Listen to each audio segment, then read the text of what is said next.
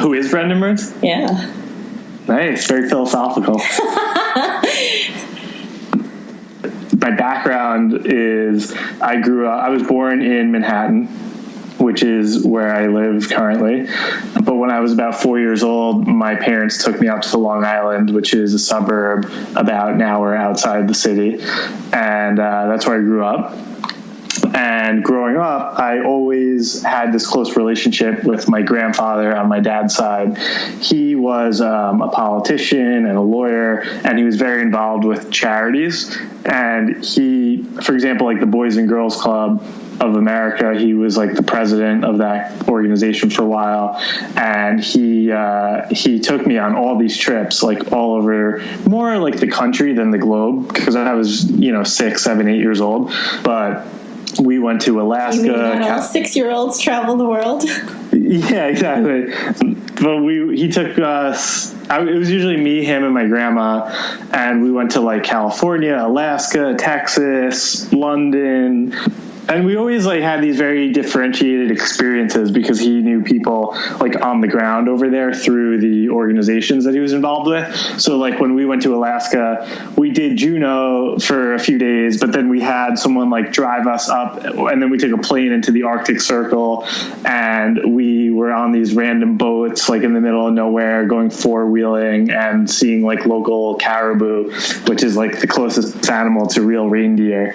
And he also was very like encouraging of trying like, very adventurous types of foods. And he would always say to me, like, you don't have to like it. You don't have to take a second bite, but you have to take a first bite of kind of everything that he would put in front of me. And then it was always like, cause I was kind of a picky eater initially, but then it would always turn into, fine, I'll take this one bite of this ostrich. And then I like bite into like a little piece and I was like, this is great. And, it would turn into like alligator and all sorts of different crazy things. But I think, whenever you're exposed to anything at a young age, it sort of builds that interest and comfort with it. So like when my friends asked me, how did I go to Japan, China, and Hong Kong, like by myself with a backpack and, not spend $1 bazillion, and how did you feel comfortable doing it alone? And I think it's because, at a young age, I was very fortunate to be exposed to that. But so that was just kind of like along the way, I got to do some traveling. And then I wound up going to Cornell for college and grad school, which is in upstate New York. And my junior year, I was very lucky. One of my friends wanted to go abroad to Barcelona. And I was sort of like indifferent, and I was good with Spanish growing up. Like my dad, we're all like white Jews. Like when I tell people that my dad speaks Spanish, people think that like I'm half, something. But he actually lived in Colombia, Bogota, for a semester of his college, and I think that really changed him as a person and gave him made him a bit more of like a global citizen and more open-minded to other cultures and traveling and so on. And he also came back fluent in Spanish because he lived with a family that spoke no English, which is always like the best way to do it. And so growing up between him and then school and college, I was, not fluent, but I was like right there. And then when I went to Barcelona, I wound up going for the semester. That got my Spanish basically to the fluent level. And also that experience was amazing because it turned me, I don't want to say turned me off of like America, but turned me on to like, because it's easy to like hate on America, but it is a great country. Listen, no judgment. No, I mean, there are so many great things about our country, and sometimes leaving the country and when I travel and then I come back, I'm like, oh my God, our infrastructure, what was available to me through public education, healthcare and everything. It's a lot to be grateful for. But there are certain things, like especially in New York, when you talk about work-life balance, for example, where you see a totally different, because basically when I graduated in 2012, I've been working in finance for the last 4 years, basically. And it's having that perspective and experience of living in Barcelona and seeing that there's another way to do it, where like here we live to work, there they work to live. That was amazing.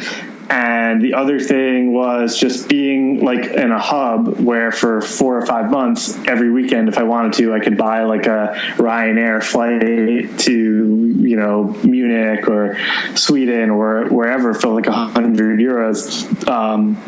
It was a great opportunity to see pretty much all of Western Europe, with some exceptions. You know, the main cities, of course, not everywhere, but that was great. And then I came back, and then I finished up college.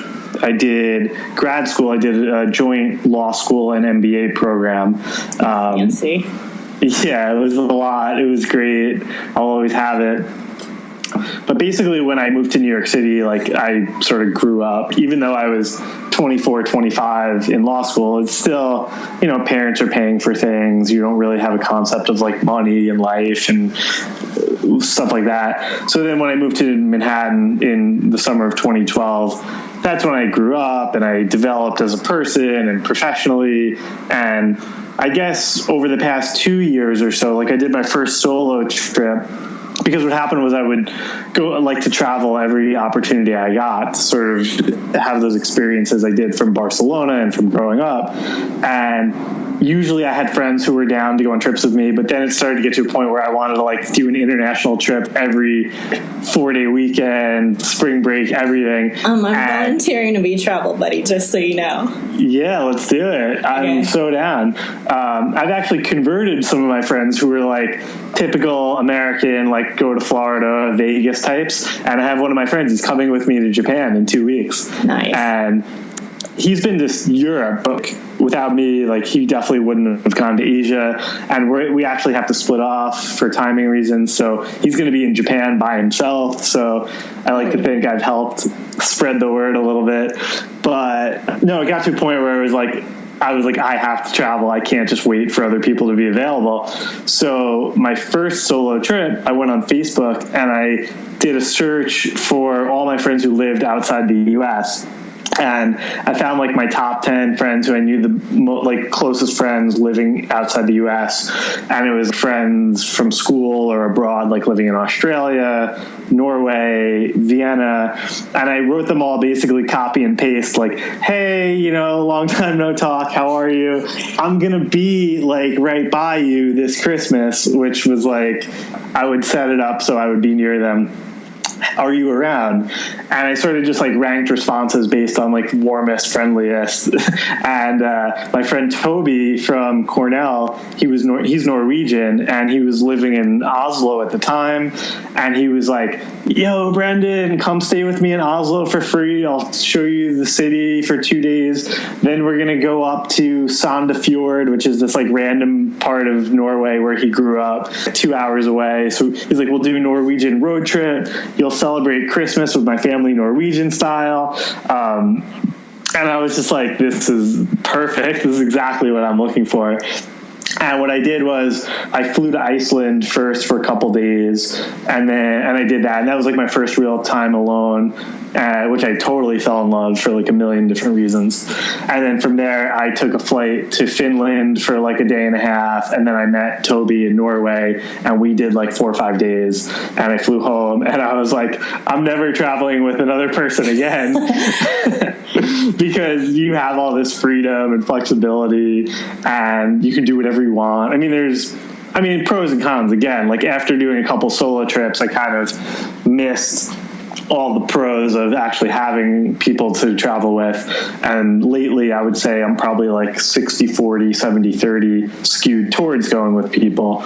But that was a really meaningful experience for me to get back into solo travel. So that was kind of like Christmas 2014. And then from there, I sort of knew that I wanted to be my own boss. Like, I read 4 Hour Workweek by Tim Ferriss. Do you know that? I know of it. I've never. Okay.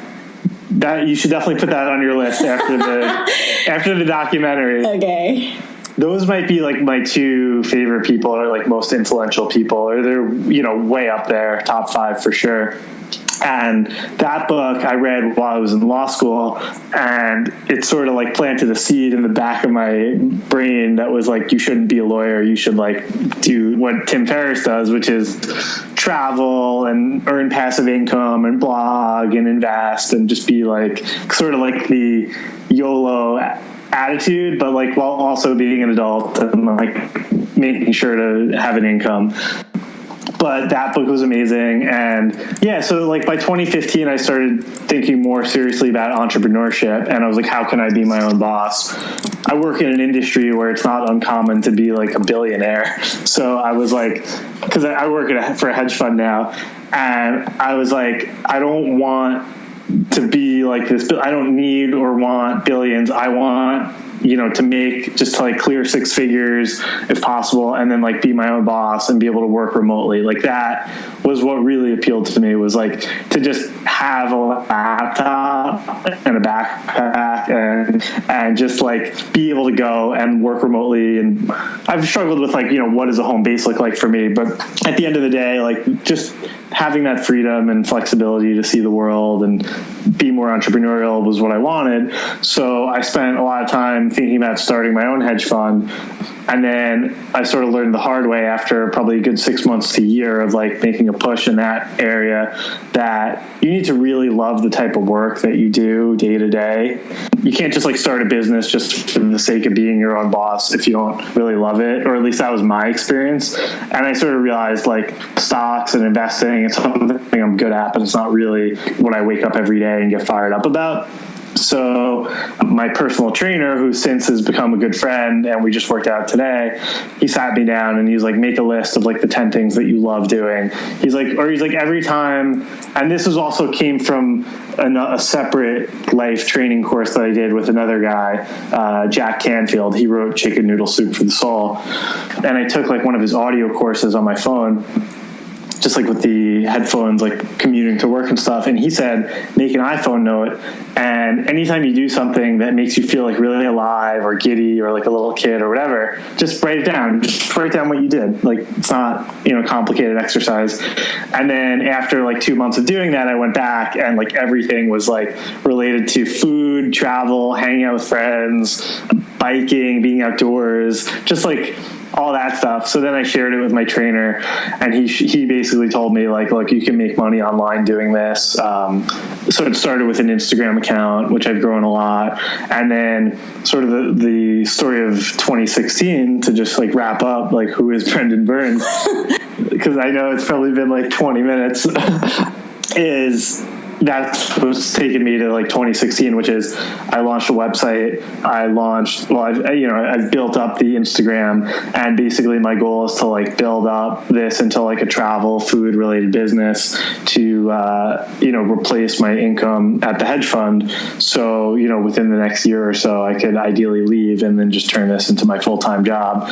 And then the final thing, I know I said I was done, but one more is I have not launched, but I've copied my template, and I'm going to set up a second website and business most likely, which is related more to like the Tony Robbins, Jack Canfield stuff I'm doing, which is all about like personal growth and helping people and happiness, which at first I was kind of like weaving into the main website. Like in the end of 2 of my articles, I have sort of like what I learned from traveling here, and I talk about meditating and yoga or whatever.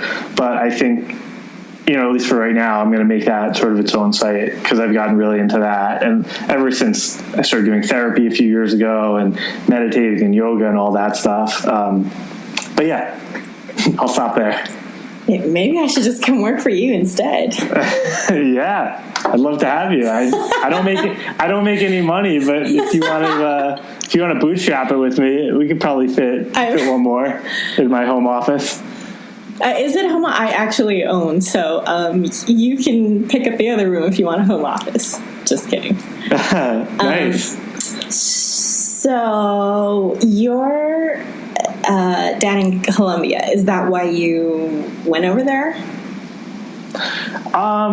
So that definitely had a lot to do with it, because he always talked about that experience like very positively, and he was always very close and connected to the Latin American culture because of that experience. And, obviously with the people from Latin America, especially in New York City, it just felt sort of like a second home or close to home for me. Interesting. So that was one, and so that was one reason. And then reason number two was one of my good friends who really has, the courage. He I don't even think he's ever had a real job. He literally from college just went, I think he ski bummed or he worked some job in Vail, Colorado for a few months and just said, screw it, and bought a one-way ticket to Cambodia. And he did the Southeast Asia thing, which I've actually never done. I did I've been to Malaysia, I've been to Singapore, but I've never properly or even ever been to Vietnam, Thailand, or I definitely want to do a whole thing over there. But he is always someone who I reach out to for advice, because I used to reach out to people some of my family. So I'm just in New York City and I'm I'm really burnt out. And everyone in New York's just just toughen up, make partner, it's always very corporate. So I go to Keith and I'm hey, I'm sort of feeling like this. And he's just go, book the ticket. He always gives me that perspective, which I love. And I was just it was July 4th weekend and I could take a couple days from work. So I was I could squeeze out a week trip, a week-long trip. I was looking Costa Rica, something like that. And he's oh, that's such a well-worn, everyone's been to Costa Rica. It's so touristy. He's one of those. Yeah. And I mean, he's the type of guy who he was just in Egypt and he was on a random bus in Alexandria and he got invited to some wedding in the middle of Egypt and he went. So he's pretty hardcore. And he told me that I went to Argentina and Brazil in 2012 with a friend, right when I graduated grad school. So I had been to South America before, but not really the Ecuador, Colombia, Bolivia type countries.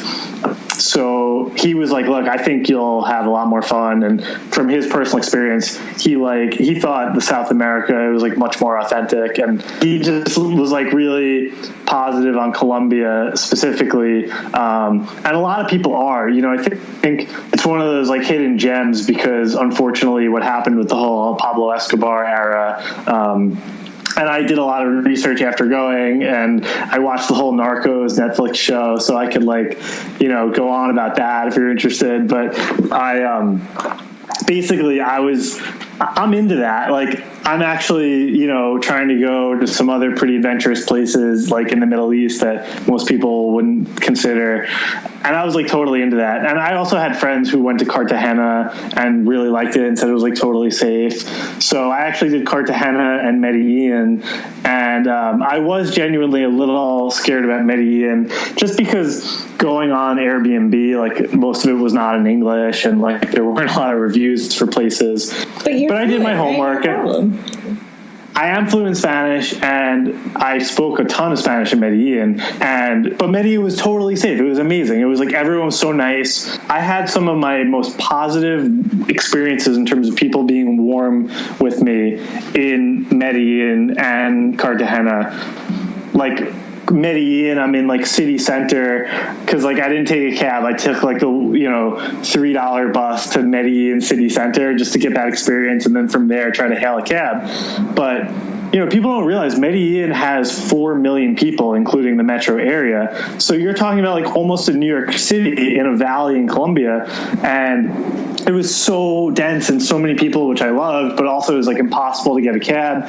And my bus driver gets off the bus, he parks the bus, and he's helping me with his other friend, who's another bus driver, hail a cab for 10 minutes, and we can't find one. So then he found a bus for me, talked to that bus driver, told him not to charge me, and then that took me to an area where I could basically hail a cab from. He was taking me basically to a bus stop that had a cab stand, and it was just insanely amazing. And I would say to be careful in Medellin because there are some areas that are still dangerous. But I stayed in Poblado, which is a very nice, more upscale area where there's really no violence at all from what I hear. And yeah, it was just one of those secret hidden gem trips that went from not really putting much thought or effort into the planning, plus being a little scared about going, to be honest, to just having, one of my best trips I think I've ever had. That's interesting that you say that. So I do know people from Medellin, and so we actually used to have a partner that was based there, but it's since been bought out. So I don't think they're a partner anymore. But, all the guys used to come here during like the user conferences, and they were all like, dude, you should just come, all that stuff about drugs. That's like 10 years ago. It's all made over. And then once I started seeing their Facebook pictures, it was like really green and hills, and they'd be like, oh, this is my view. I'm okay, I need to go. Oh, you should totally go. I mean, if you're ever interested, so the guy I stayed with, and it's also another reason why I love Airbnb, because in Cartagena, I was hosted by this Venezuelan couple, which was amazing because I got to learn so much about Venezuela too. And this woman, she had incredible reviews on Airbnb. So when I stayed with her, she just totally blew me out of the water with how good she was. She invited me to coffee my first morning, came with a map, and for an hour just showed me everything to do, including hidden things you couldn't find in guidebooks.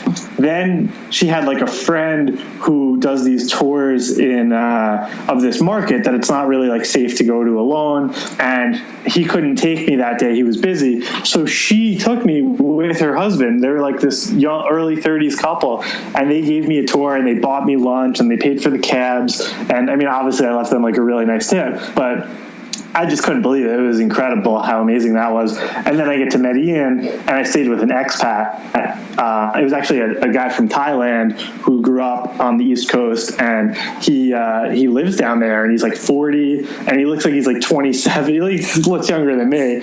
And he owns a place, and I stayed in it, and it was a 4 or 5 bedroom, ridiculous luxury apartment, keyless entry, amazing views, flat screen, everything. And I think it was $60 US a night to stay there. And it was in Poblado, which is the best area. He had his doorman had a car come take me to the airport. You should definitely go to Medellin.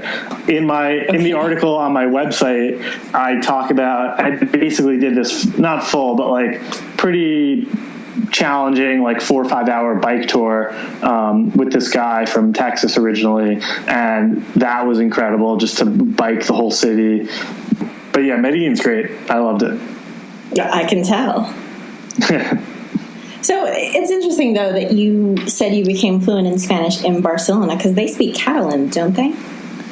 Yeah, so I was definitely worried about going abroad to Barcelona, because I was isn't kind of the purpose, or at least part of the purpose, to learn a new language or improve a language that you've been building upon.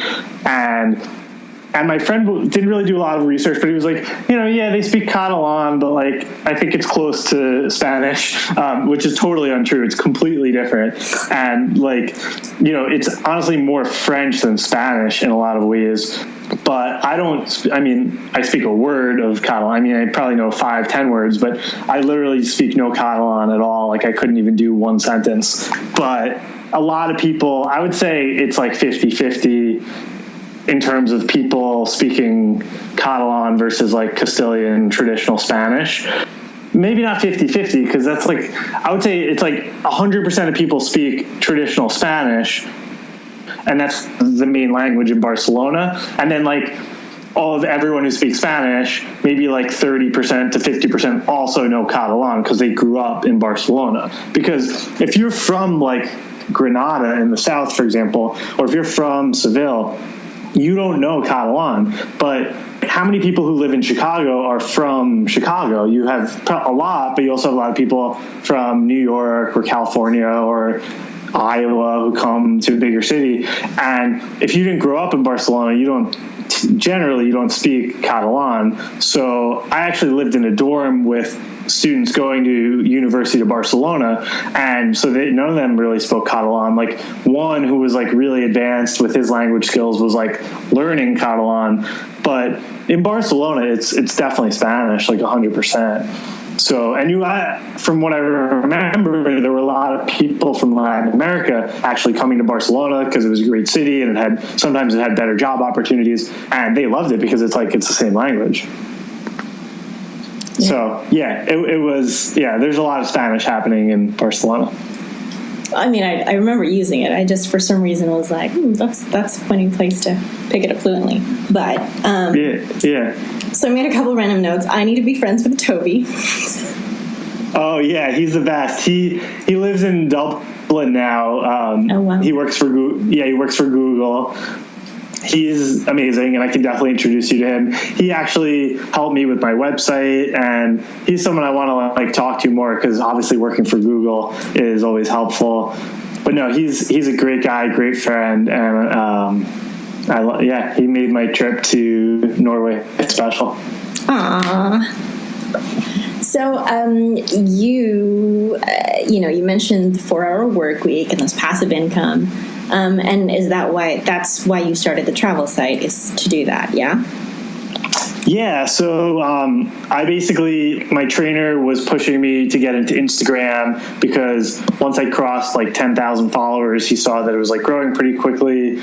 Now I'm at 21,000, I think, but he was always in favor of me building that up and trying to get branding deals and so on there, sponsored posts, which I still may do, but I recalled having this friend who I actually interviewed for my hedge fund job to be another employee there, and he wasn't the right fit, but we stayed in touch. We stayed friends, and I remember we caught up about a year and a half ago, and he was telling me how he works at a big bank on Wall Street, and he makes $250,000 there, but that he runs these websites on the side doing search engine optimization stuff, and he made $300,000 just doing that with his partner. And and I was like, holy crap. So I reached back out to him basically around February of this year, January, February, because that's when I started thinking about my business. And I was like, hey, can I do this? Is this real? My friend's telling me about Instagram, and I read this book about entrepreneurship, and I just want to be my own boss and make money.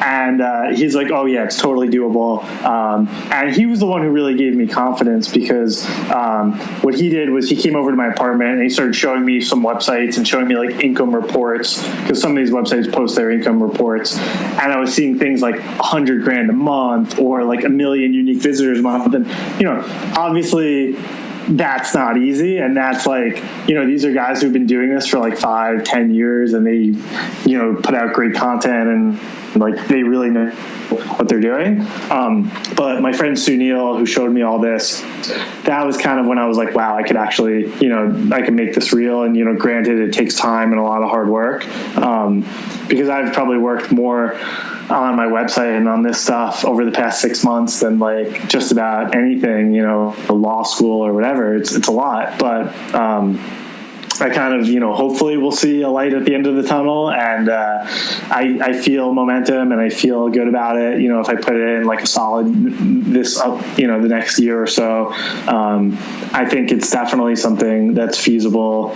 to at least generate a comfortable income, as I transition into something I'm more passionate about. Good gosh.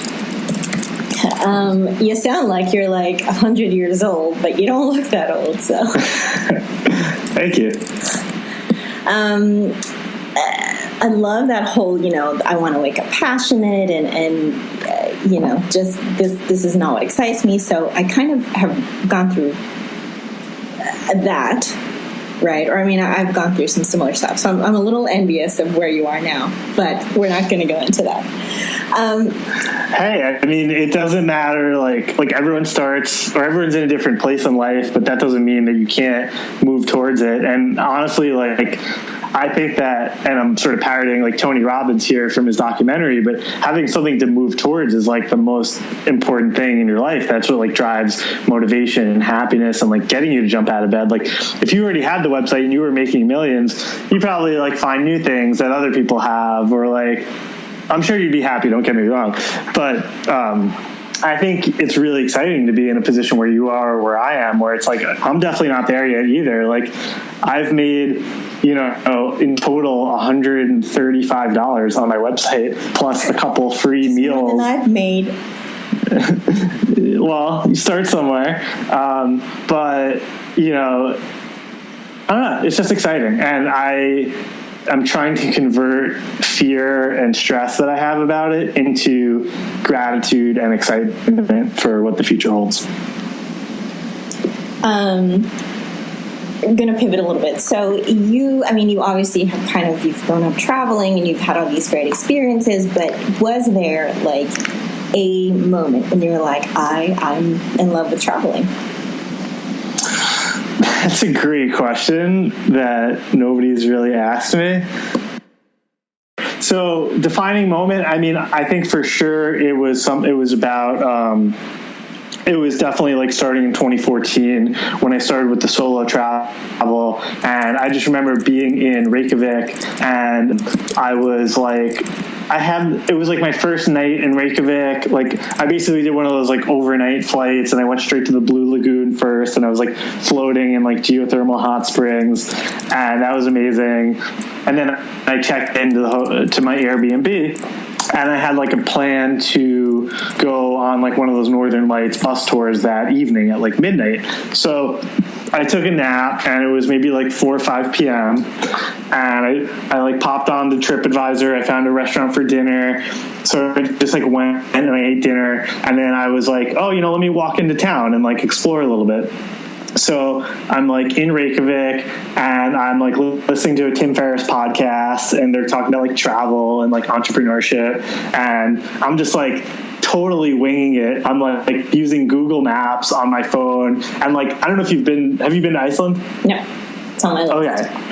Definitely go. And it's just like, there's certain parts where like it's just like a huge road and there's like no sidewalk. And like, for example, when I first got to the bus station in Reykjavik, there was like, I couldn't find any taxis or anything. It was just like these like big brawly like Icelandic men, and I was like, excuse me, like, can I, like, where do I get a ride? And they just like knocked me over, and I'm just like on the ground, and like I don't know where the hell I'm going. And so I'm like, oh, okay. So I go on Google Maps, and my Airbnb was like a mile away. So I was like, fine, 20 minutes walking. So I start walking, and I realized there's no road. And thank God I had my boots with me, like, big, like really like industrial boots, like the ones like for the huge snowstorms. And I'm like holding my like, Wheeler suitcase, which is like not that light, over my head because the snow was like up to my knee. And I'm just in this like field, like a random field. I know that if I cross the field, I'll be going in the right direction and like hopefully hit a sidewalk at some point. But it's just like you're totally winging it. And I was like, this is crazy. But like I loved it. And then once I like got out of that field and like hopped the fence, a random bus came, like a public bus. I jumped on it, having no idea what was happening.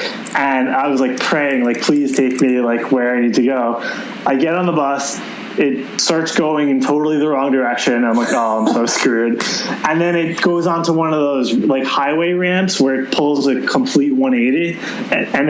And suddenly it's now going in the exact correct direction that I needed.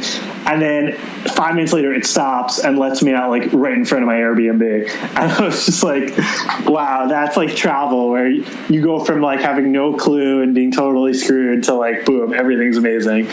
And that was really fun. But then it was like that night when I was sort of wandering around Reykjavik, and I saw the big church and downtown, and I just felt like I was on another planet. I was like, this is totally amazing. I'm in Iceland alone with Google Maps, like listening to this podcast.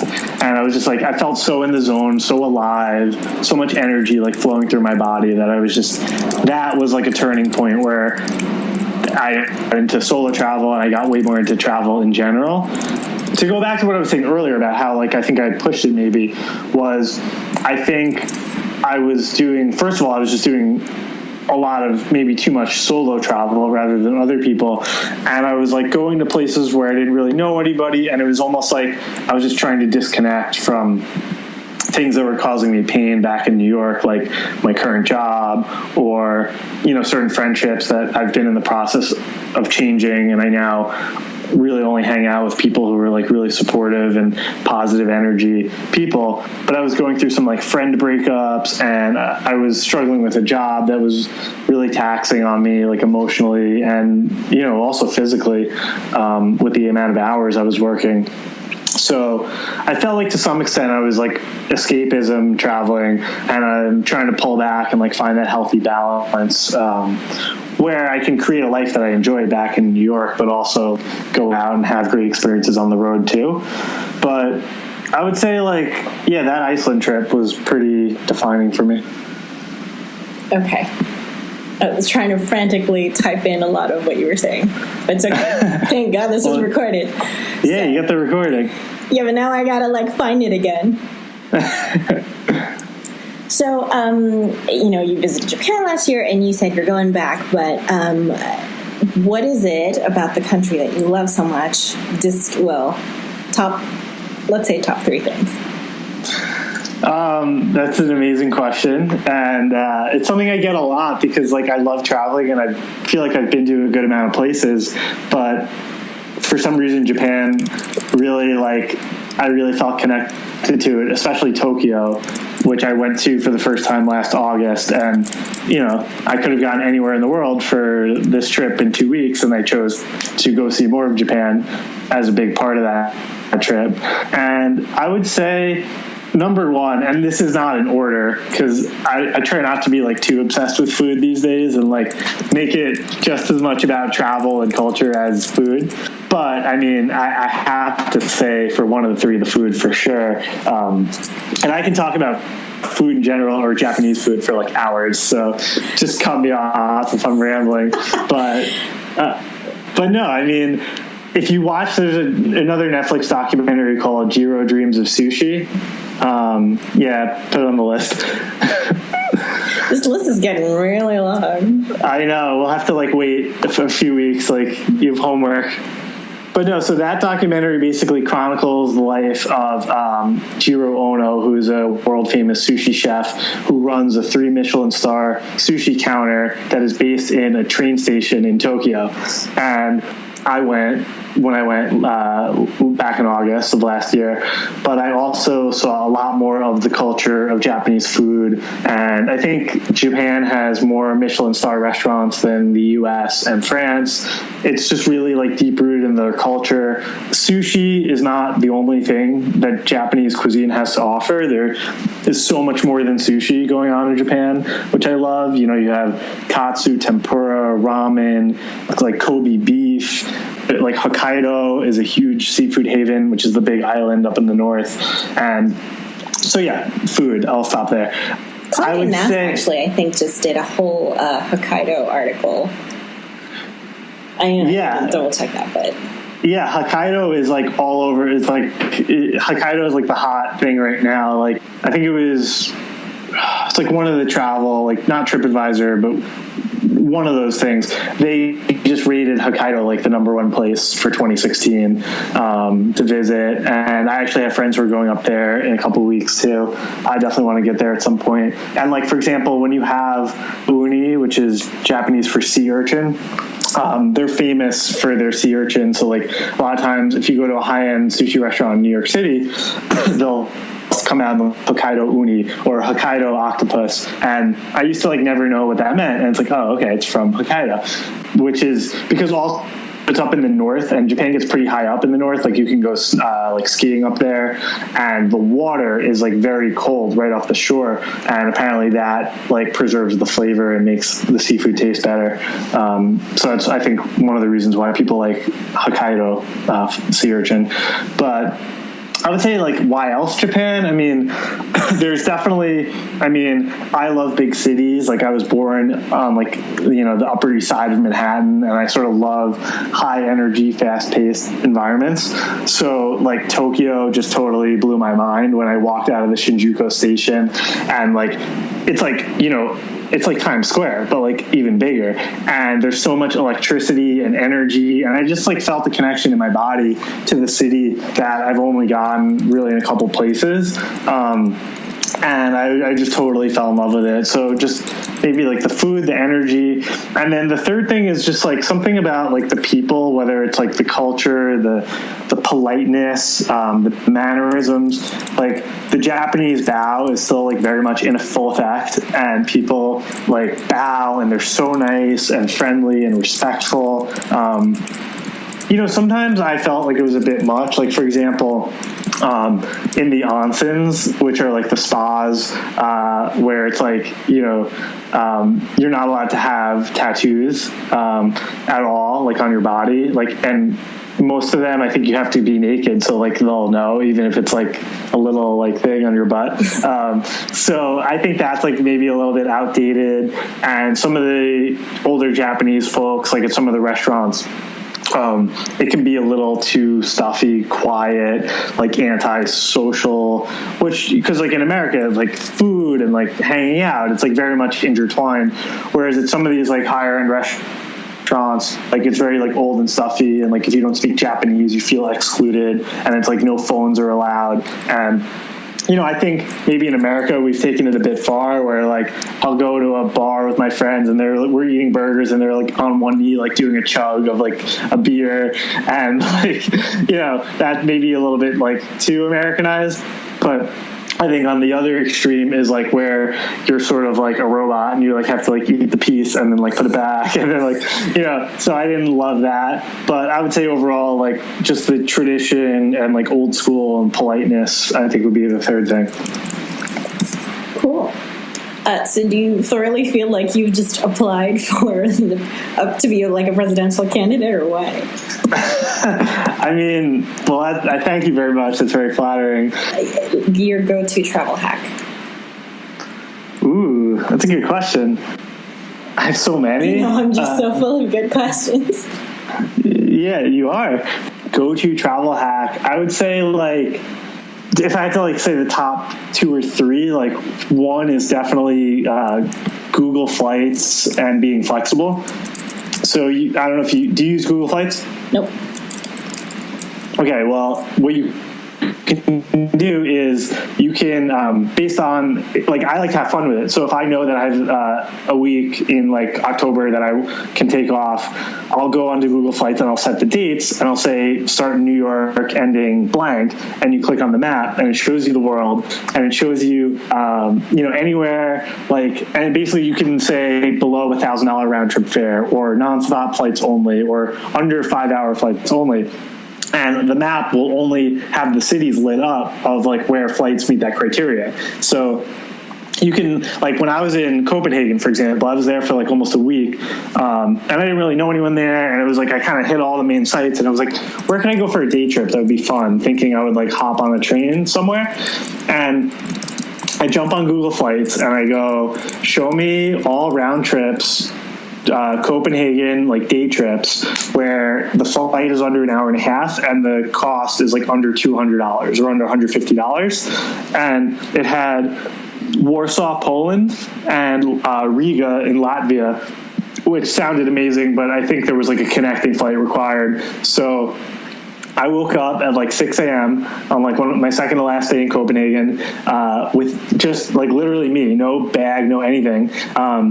I had like a boarding pass on my phone for like $100. I took a public transport to the airport, which was like 20 minutes away, flew to Poland, did a full day in Poland, like ate at the #1 TripAdvisor restaurant for like $20 or something like ridiculous, walked around, took pictures, and then like 6 o'clock, I actually walked to the airport because like it's like sort of right in the city, and it was also freezing, but it was like a great experience to see what those like Polish winters are like. And I just like got on a plane and flew back to Copenhagen and came home at like 8 or 9 o'clock at night. And my host guy from Airbnb was like, "Oh, hey, Brendan, like, how was your day? What did you do?" And I was like, "Oh, I just went to Poland." And he's like, the country? And I was like, yeah, it was $100 round trip. It was like cheaper than the train ride I wanted to go on for like the day trip within Denmark. And so anyway, Google flights. So that's like city flexibility if you have the dates. If you want to go the other way too, you can be date flexible with a city in mind. So just go on and, for you, if you're going like San Francisco or the San Jose airport to like New York or something, let's say you were coming out here, and you could be flexible with your travel dates. A calendar will come up, and each day will have a different price underneath it. So rather than have to go to like Kayak or Expedia and like constantly finagle the dates and like try to find the cheapest fare and then remember like, oh, did that day have cheaper? It's sort of like the ITA matrix, which I've used a little bit, which is also good. You can see the matrix of the prices by date. So I'd say that. I would also say I try to take public transport as much to and from airports. That is a huge money saver. Like in New York, you can take basically a subway plus a quick air train. You can get to JFK faster than by cab for $8 instead of like $70. So that's a big one. Obviously, TSA PreCheck, global entry. Definitely get that if you don't have it. And then I also love my trusty noise canceling headphones. I take these things everywhere. These are in-ear headphones, so they're not the big over-the-head ones. And I can send you like the specific. I'll just say it because you're recording this. It's the Bose in-ear noise canceling headphones. I think it's 20i. They're not cheap. They're like $300, but. Yeah, but I mean, it's like you buy once and they have great customer service. So like one of my ear like blew out, not my ear, the earphones blew out, and they sent me like a brand new thing right away. And it's something that I literally use multiple times every day, so it's totally worth it for me. But it's amazing noise. So if you're ever on a train or plane and like people are being noisy or annoying, you can like silence them out 100%. Use the white noise application on your iPhone in tandem with the headphones, and it'll block everything out. Or yeah, and just in general. And then point two is you can roll them up and put them into your like jeans pocket, whereas you could never do that with like the big bulky over-ear headphones. Okay. So those are some of my top travel hacks.